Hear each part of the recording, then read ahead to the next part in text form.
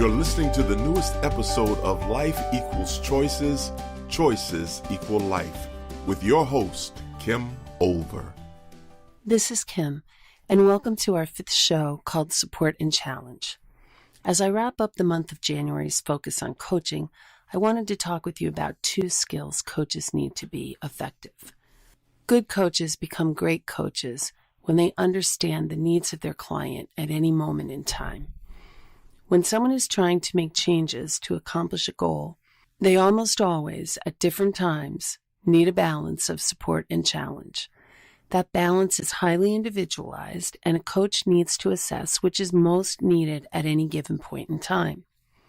When do people need support and why? When legitimate stuff gets in the way, when they give it their all and they didn't succeed, when they make a hard choice to prioritize something else over the goal they were working on, when they grieve initially, and when life is hard and challenging. When do you think people need challenge and why? Well, people need challenge when they have a goal and aren't making progress, when they have the skills but aren't moving forward, when they sell themselves short and are capable of bigger things, when they prioritize things as an excuse, when they're making excuses, when they're dragging their feet for no reason, when they complain about taking action. Interestingly, when people try to coach themselves through something, they almost always use the wrong skill at the wrong time. When people do it-yourself coaching, they tend to support themselves through the challenges, and then they give themselves a pass or support themselves when things are going well. This just doesn't work. You generally are too hard on yourself. You're much harder than anyone else would be. And you very rarely give yourself the credit you deserve. People think that tough treatment is motivating. But if you think about it, if you were working with a friend, you would never talk to them the way you talk to yourself. So I want to give you some examples of the principles and the goals of my process called choice coaching. You may find something in it that will help you as you coach yourself. And if you happen to be a coach, maybe there's something in there that will resonate with you that you'll be able to use in your coaching. The foundation of choice coaching rests on the concepts of William Glasser's choice theory psychology. So you'll hear some overlap in the principles of choice coaching with the tenets of choice theory, but they're not an exact copy. The first principle is, the only person's behavior anyone can control is their own. Others might attempt to heavily influence your behavior, but the choice is ultimately yours. This is mostly common sense, but if you still think you can control someone else's behavior, have you ever attempted to feed a baby who isn't hungry?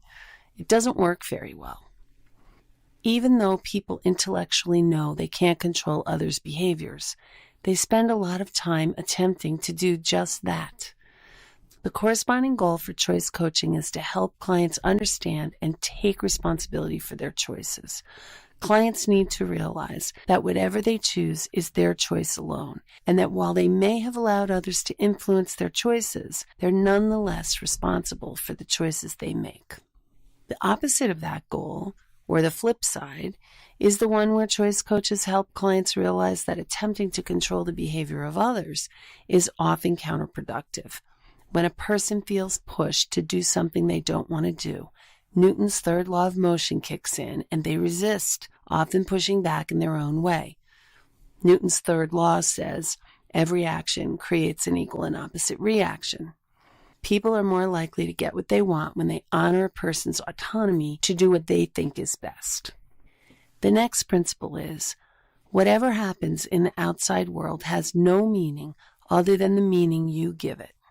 People have the power to change the meaning they assign from positive to negative, negative to positive, or from positive or negative to neutral. Many great philosophers advocate remaining as neutral as possible on the things that happen in your life. When you believe in the premise that all things are equally balanced, everything is neutral anyway, with equal positive and negative associated with it. The main idea is it's not just possible, but often desirable to change your perception. A change in perception typically requires new information or a challenge to a value you hold. People tend to be committed to their perceptions and don't like to change them. With a perception change often comes the realization that they were wrong, and no one likes to be wrong. The common human condition is to seek confirmation for the perception you already hold. The goal of the coach is to assist clients in understanding the power of their perceptions and how to change them to find the balance in all things. Clients with overwhelmingly positive perceptions of a future outcome might be coached to consider what trade-offs there might be or what could potentially go wrong. Clients who are perceiving things in a negative way can be coached to find the positive side so they can find gratitude for where they are now. People who are unable to do this about face can be encouraged to move to a neutral perception to take some of the emotionality out of the situation. The natural state of the world is balance. The periodic table of elements shows how every element in our naturally occurring world has an equal number of protons as electrons. They are perfectly balanced with the same positive charge as the negative charge. A choice coach helps clients realize this so they can seek the balance in the events that happen in their life. Events that seem overwhelmingly painful are balanced with gifts, lessons, opportunities, and wisdom. Other events that seem only positive have the same amount of trade-offs associated. Finding the balance helps people improve emotional self-regulation while seeing the world more realistically. It lowers expectations and assists clients to find deeper levels of gratitude. The next principle is, every behavior you choose, including your feelings, is designed to get something you want. Behavior's always proactive, never reactive, except for instinctual responses like sneezing, the startle response, or crying in response to physical pain. All other behavior is chosen as your best attempt to get what you most want in that moment based on the information available to you. If you care about that person, isn't that what you'd want anyway, for them to be able to do what they need to get what they want? This principle talks about feelings being chosen. Most people believe feelings are something that just happens. You can't control them or choose them. That isn't really true. Yes, initial feelings are similar to the startle response or crying to physical pain. When something happens that you don't want to happen, you immediately feel unhappy. When things happen that you want, you feel happy. It's a very quick emotion, lasting just a brief moment. If you continue that feeling, then you're choosing it to help you get something that you want. Happiness is usually designed to get more of what you're getting, and unhappiness is created also, usually subconsciously, to let the other person know they better change what they're doing because it's having such an adverse effect on you. We don't get to change them at will. To change a feeling, you'll have to adjust either your actions, your thoughts, or both. With new actions and thoughts, your feelings will automatically change. They're all connected. The goal of a choice coach is to help clients learn that connection between actions, thoughts, feelings, and your body's physiology. The actions and thoughts are the only things a person has direct control over. Feelings and physiology are only affected when you change your actions and your thinking. Helping a client focus on the things where they have power and control is the overarching purpose of choice coaching. When clients become aware they are not happy about something, it's usually because their feelings and physiology are sending painful signals. It's helpful to recognize the early signs before they become so big you can't ignore them. Instead of looking externally for the cause of this discomfort, help clients to realize the cause is not what's happening, but rather what they're doing and thinking about what's happening. Instead of spending exorbitant amounts of time trying to change what's happening, it's better for the client or for you to change what you're doing and thinking to create a different outcome. The next principle is that what people want is based on what feels good. People are looking to increase pleasure and avoid pain. Sometimes people can give up what would feel good right now for something that will feel even better later, but everything anyone does is designed to get them closer to this increased positive feelings. Humans are basically hedonistic. We want to increase pleasure and decrease pain. The choice coach's goal is to teach clients to distinguish and choose between what feels good right now and what will feel even better later. It's generally harder to postpone gratification, which accounts for many failed plans. Clients begin by believing their willpower will allow them to give up what they want right now to have what they really want later. Willpower is rarely enough. This is easier for the person who has a high significance need, but the connection, freedom, fun, and even survival people struggle with delayed gratification. If a client wants to boost their credit score by paying off credit card debt, but wants to spend money on things they don't need, over time it becomes increasingly difficult to choose the long-term goal because the freedom need demands satisfaction. Coaching helps clients by having the client develop their why statement about why the long-term goal is important to them and put systems in place to keep reminding them of the importance and the reasons for reaching the long-term goals. A good coach knows it's important to figure out which need will be frustrated by giving up that short-term goal and ensures some new ways to meet that need are included in the plan for long-term success. For example, in the credit card situation, the freedom need is frustrated when the client has to tell himself he can't have what he wants to buy. He will need to build more freedom into his plan. Brainstorm ways of meeting that freedom need that don't cost money. It could be taking a ride, flying a kite, taking a bubble bath. Find out what the client experiences as freedom and build in time for those activities into the plan while their freedom need is being curtailed in the frivolous buying department. The next principle. When people are unhappy about what's happening in their life, they should first clarify exactly what they want rather than focusing on what they want to avoid. If you plan to go grocery shopping, you wouldn't head to the store with a list of what you don't need. That wouldn't work very well. Similarly, it isn't effective to build a client's change process around what he or she doesn't want. The picture of the goal accomplished needs to be clear and focused. Once a person knows exactly what they want, then they should ask for it if it's reliant on someone else. Sometimes when people realize they can only control their own behavior, they shy away from asking others for what they want. Asking for what you want is an excellent first step because a person might just say yes, and then you can get what you want. However, when you ask for what you want and the other person doesn't comply, as is their right, be sure you don't then engage in trying to force them into complying. Instead, you want to accept their right to say no and either change what you're doing, change what you want, or change your perception. These are the things you can actually control. Of course, if you want to stay miserable and unhappy, you don't have to change anything at all. You can stay unhappy if that works for you. That's always a choice you have. As a choice coach, your goal is teaching the needs, helping clients assess the strength of their needs. Coaches help clients recognize when a need isn't being met and how to devise a plan to get the needs met. Coaches help clients recognize when a need isn't being satisfied and devise plans to help those needs be met. It's important to have the right amount without going over, because it's possible to have too much of a need.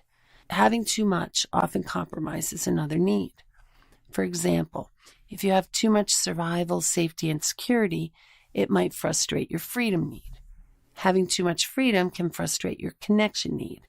Too much power can frustrate freedom, and having too much fun can frustrate survival. For a person to be at their optimal level for happiness, it's important to have as much of each need as they want without having more than they need. Choice coaches help clients learn to discern this difference and develop plans for meeting needs in new or practiced ways. The next principle. Much of your health, both physical and emotional, is strongly affected by your actions and your thoughts, both of which you have the power to change. If you don't like the emotions you're experiencing or your current state of health, You can indirectly affect change by changing your actions and your thinking. All behavior is purposeful and designed to meet a need. Each behavior has 4 discrete components that are intricately connected and cannot be separated. There's always our acting, what others can see you do, your thinking, which only you're privy to, your feelings, which are the emotions that you feel, and your physiology, which is what your body's doing. Most people recognize something is wrong or they're out of sorts based on their feelings or their physiology. These are the signals to say something isn't right. Because we can't directly control those feelings or our physiology, you sometimes feel like you're a victim to these components. That's a complete lie. While you can't directly change your feelings and physiology, you're completely capable of indirectly changing those components by adjusting your actions and/or your thinking. Changing one component inevitably changes them all because they are an interconnected behavioral system. In my experience, I typically find my clients are more skilled at one of the directly controlled components, either actions or thinking. Some people seem to be able to decide to change their acting component and then stay on that path without deviation. They can act their way into a new behavior with new thinking, feeling, and physiology to accompany the new action. Other people are more skilled at changing their thinking first. Acting differently consistently may be more challenging than changing their thinking or perception about something. These individuals are better at thinking their way into a new behavior, complete with new actions, feelings, and physiology. A good coach takes this into consideration. For example, I'm better at thinking my way into new behavior, but if my client is better at doing his way into a new behavior, it would be a mistake for me to assume he functions the same way I do. I mention this because it's a mistake I used to make until I discovered the difference. Now I ask my clients their preference as we start the planning process. People can change their unwanted feelings and physiology by changing either their actions, their thinking, or both. I don't mean to imply that this is easy. It's not, but it's a lot easier than staying a victim to your emotions and your body's physiology. It requires commitment and practice, just like any new skill, but it can be done when people take control of their mental well-being. And I want to be clear that I'm not talking about pretending so people are denying their feelings while they're happening, stuffing them deep inside. I'm talking about really changing your feelings by changing your actions and your thinking. Choice coaches help clients recognize they're creating the behavior that includes their unwanted feelings and physiology. This doesn't mean people always choose behavior consciously. Sometimes it's subconscious. Especially with unwanted feelings and physiology, often chosen at an unconscious level or a subconscious level, a person has chosen those emotions and sometimes even the physiology as their best attempt to get what they want. Realizing it's a choice is the first step to changing it. Understanding it's a choice is not to cause self-blame, but for people to recognize that because they choose it, they can choose something different if they want to. Help your clients make committed, conscious choice to do or think something better. Go for a walk, do the housework, call a friend, write in a journal, start some healthy self-talk, look at the situation from a different angle. Find the gifts, lessons, opportunities, and wisdom. List the things that you're grateful for. There are innumerable options for changing your acting and your thinking so you can indirectly change your feelings and physiology. Coaches need to help their clients develop patience with themselves. The behaviors they're trying to change are likely behaviors they've been using for a long time. They've become habits. It will take time and repeated use of the new habit for it to become dominant. If you revert to old behavior, just start over again. The goal of a choice coach is to help clients connect their progress or lack thereof to their actions and their thinking. People's eyes see outward, so outside of self is the easiest place to look for the obstacles to your success. But the greatest progress comes when you look inward to determine what you could do or think differently to get more of what you want. Because people can only control their own behavior, it's much more efficient if they work towards their goals based on what they have control over rather than working harder to get other people to give it to them or do it for them. The next principle. People often see their choices as either-or choices, creating imagined dilemmas and forced choices, rather than opening the possibilities of combining the many things they want. It's not always true that you have to make a choice. Sometimes you really can have your cake and eat it too. Who wants to have cake they can't eat? The goal of a choice coach is to listen for either-or thinking and open it up by asking the question, how could you have both? How could you do both? How could you be both? For example, how can you reduce your credit card debt and still buy things on a whim when you want to? Or how can you eat chocolate and still lose weight? A person's sense of power is increased when they realize they don't have to give anything up. That never feels good. In the event that a choice is necessary, the choice coach would explore which is more important, which is most important right now. Occasionally, the choice doesn't have to be permanent. Maybe you can't have both simultaneously, but you could choose to have one now and pursue the other option later. Anything that expands options for the client is empowering.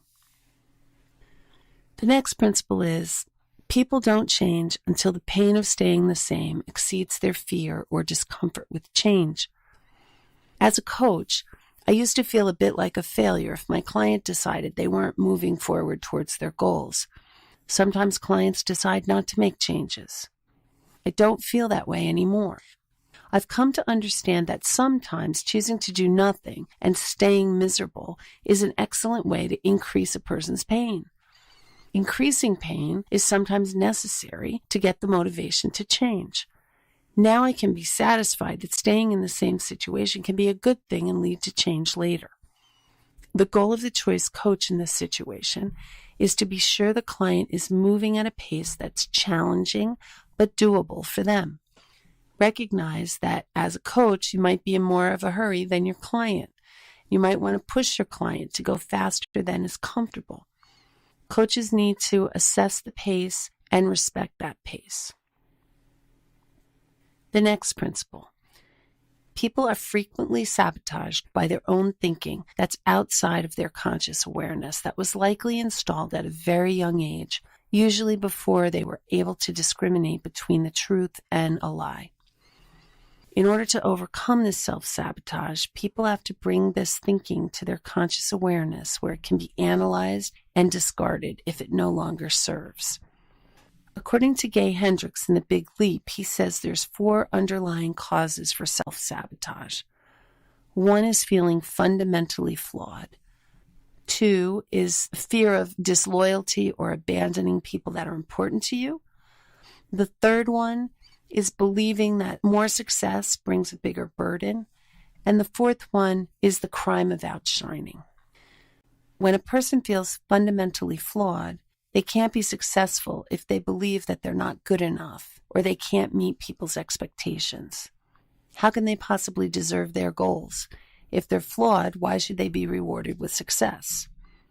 An example would be a client believing it's impossible for him to pass a standardized exam because he has a case of dyslexia. If your client is leaving a relationship, a job, or somewhere they have belonged, they may believe they're being disloyal or that they're abandoning someone or both. An example would be a client who wants to leave her job but sabotages all her interviews because she's worked as the office manager for 19 years at her current place of employment, and she's overly concerned that the business won't succeed without her since she's been holding things together there. She's also concerned about the people she's leaving behind as they could feel like she abandoned them. When a person fears becoming successful because they'll be taking on more risk, more bills, more accountability, more time away from family and friends, they may subconsciously sabotage their success. An example might be a person who wants to write a book. I was once working with someone who was really struggling getting over the hump and getting down the home stretch to publishing. And when I asked them, what would you have to give up to get what you want? He said his peace and his privacy. If he became the successful author that he wanted to be, he was afraid that he wouldn't even be able to go out in public because he would be mobbed by people looking for his autograph and wanting to talk to him. The crime of outshining is about not wanting to show anyone up, particularly the important people in your life. An example might be a client who wants to open her own business, but she's afraid if she does, her friends won't like her anymore. She's afraid they'll think she's better than they are because she took the risk when they couldn't or wouldn't. When you have a client with the skills necessary to accomplish their goals, but you notice they aren't making the expected progress, it's time to start talking about the possibility of self-sabotage. I like to ask my clients to relax, be still, and recall the first answer that comes to their mind when I ask this question. What would you have to give up to get what you want? Or is there something you fear will happen if you're successful that you don't want to have happen? Both of these questions should get at the underlying issue. When your client can give a name to their fears, they no longer remain subconscious. Once the fear is made conscious, it's time to do the work of determining if that fear is, in fact, realistic. Most times it isn't, and the person can wave the fear away as if it were a pesky insect. There's no need to do battle with it. That gives the fear more importance than it deserves. Simply have your client know that their subconscious was working to keep them safe. They can recognize there may have been a time that fear or concern helped them, but now it's time to let it go. It's no longer true or serves a useful purpose. The next principle is that people do not have to be a victim to anything, not their emotions, their past, their habits, their character, life's unfortunate circumstances, or other people. Once a person learns and practices the principles of choice coaching, he or she will have the power to take a different path at any moment they choose. That doesn't mean people can't be victimized by those things. Anybody can be victimized. But whether you stay a victim beyond that initial trauma is a choice, once you know how to move beyond it by changing what you do and how you think. The goal of the coach is to help clients accept things that happen that they didn't necessarily want to happen. There's basically 3 types of events in your life: those you can control, those you have the power to influence, and those you have no control over. Some examples of what you control are your thoughts, your actions, the way you treat people, the type of work you do, and the values you choose to live by. Things you can influence generally relate to things other people do who value your opinion. You can influence things around you by telling people what you think is best, and they might choose to listen. You may also influence the things that you do. For example, your health isn't 100% in your control, as genetics and accidents can happen. But if you eat well, exercise, and take preventive health care measures, you can influence the state of your health. The things you don't control are things like traffic, weather, natural disasters, other people and their choices, and so on. The goal of the choice coach is to help clients assume full responsibility for the things they control, their actions and their thinking. There's a responsibility both for what they do and what they don't do. They can also take partial responsibility for the things they influence, not for the outcomes, because the other person has a lot to do with how the outcome happens, but for the effectiveness of their behaviors they use to influence. And perhaps the most challenging of all is to help clients first develop an acceptance for the things that happen that they didn't want to happen. Accepting reduces the amount of time a person spends in the grieving process, denying what's happened, bargaining to regain it, sadness, and anger. There's a shortcut to acceptance, but people need to be ready for it. Choice coaches know that life's events are perfectly balanced, as we've already said. We can train our brains to recognize when something happens we didn't want, to remind ourselves that while this doesn't feel positive right now, we know there's equal positivity when we're ready to find it. Some people like to stay in misery for a while. Their pain may not yet have exceeded their fear of change. People also have a purpose in their grief. Grief can be a way of showing others how important the other person was in their life. If they find the positive too quickly, other people might question the strength of their relationship to what was lost. Choice coaches don't push people towards resolving their grief prematurely. We simply remind clients that the gifts, lessons, opportunities, and wisdom are there when they're ready to find them. And when the client's ready, we help them find the benefits in what happened. I hope if you're a coach that you found something in these principles that can help you in your work. And if you're someone who's trying to coach yourself through something challenging, I hope you found something that will help you as well. I hope you'll join us in the month of February when we're going to be doing a lot of conversation around relationships and couples. And our next week's episode is an interview that I did with Dr. Ray and Jean Kakordian, who created a really cool process called Couples Synergy, when they've been working with couples for nearly 20 years. I hope you'll tune in. Talk with you then. This has been another thought-provoking episode of Life Equals Choices, Choices Equal Life. To listen to past episodes, please visit our website at www.therelationshipcenter.biz/podcast and remember to subscribe.